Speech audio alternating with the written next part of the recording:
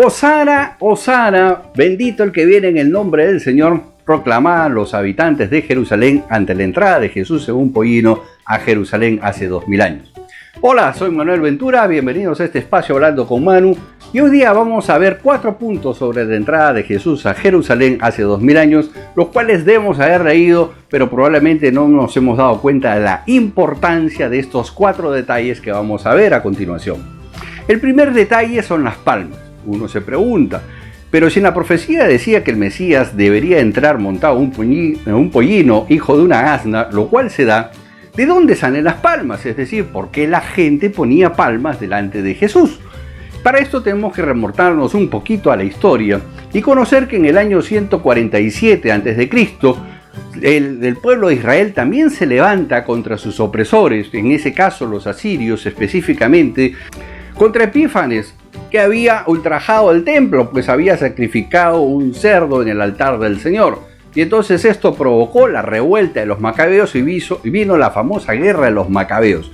Entonces cuando los macabeos logran la victoria y recuperan el templo estaba devastado, es decir, todas las cosas habían sido sustraídas, y los macabeos, en su afán de honrar a Dios, no encontraron mejor idea que forrarlo en palmas. Entonces, a partir de ahí, dentro de la cultura judía, poner palmas significaba justamente emancipación, revuelta, votar a los intrusos, y de esta manera el concepto de emancipación había quedado sellado con las palmas. Entonces, cuando Jesús entra a Jerusalén, recordemos que los judíos estaban esperando a un Mesías rey, ellos estaban esperando a un Mesías que los liberte de la esclavitud, en este caso de los romanos. De ahí que los habitantes de Israel, en ese momento, considerando a Jesús su Mesías, lo que le estaban diciendo es: libértanos de los romanos. El poner las palmas para ellos era un símbolo de rebelión. Poner las palmas para ellos en ese momento el pueblo era un símbolo de emancipación. Y eso viene amarrado a la segunda parte. Hosana, Hosana en hebreo quiere decir líbranos, líbranos, oh hijo de David, líbranos, oh Mesías. ¿Pero de quién? De los romanos. Ellos lo que estaban esperando era: ¡oh, llegó el Mesías! ¡Qué bueno! Dios ha escuchado nuestro clamor y nos ha enviado al Mesías prometido, el que nos liberará de los romanos. Pero ya conocemos la historia, que Jesús vino en primer lugar a libertarnos del pecado. Entonces ahí vamos a entender por qué unos días después el pueblo estaría pidiendo la cabeza de Jesús. Porque su concepto cuando Jesús entró a Jerusalén, en lo que hoy día conocemos como Domingo de Ramos, era justamente el ingreso del libertador que los iba a liberar de los romanos, de la esclavitud y del yugo opresor. Entonces ahora ya hemos entendido 2 conceptos: de dónde salieron las palmas y por qué el pueblo gritaba Hosana, Hosana, bendito el que viene en el nombre del Señor. El tercer punto interesantísimo es que Jesús entra al templo por la puerta oriental o la puerta hermosa.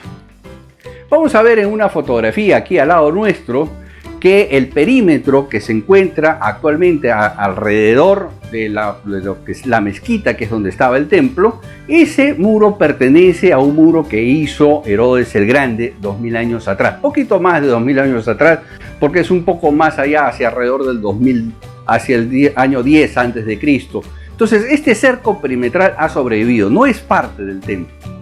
Y ahorita vamos a marcar en un pequeño círculo la famosa puerta oriental. Por esa puerta entró Jesús. De acuerdo a las profecías que se encuentran en Ezequiel, esa puerta es por donde entraría el Mesías. Y después que el Mesías entre por ahí, dice la profecía, será cerrada. Y ahí viene lo interesante. Esa puerta al día de hoy, siglo XXI, marzo del 2021, esa puerta se encuentra clausurada y no se puede utilizar ya desde el año 1700 después de Cristo, clausurada por los musulmanes. Es decir, que esa puerta se encuentra cerrada, tal como han dicho las profecías, y permanecerá así hasta la segunda venida de Jesús. El cuarto punto es: ¿y por qué tiene que entrar en un pollino? ¿Por qué tiene que entrar en un asno? Y entonces la pregunta que uno siempre se hace, o la respuesta que uno hace, es que así decía las profecías, y es correcto. Las profecías decían: entrará en un pollino hijo de asna. Lo cual sucede de acuerdo a los relatos de los evangelios. Pero la pregunta es: ¿por qué un pollino?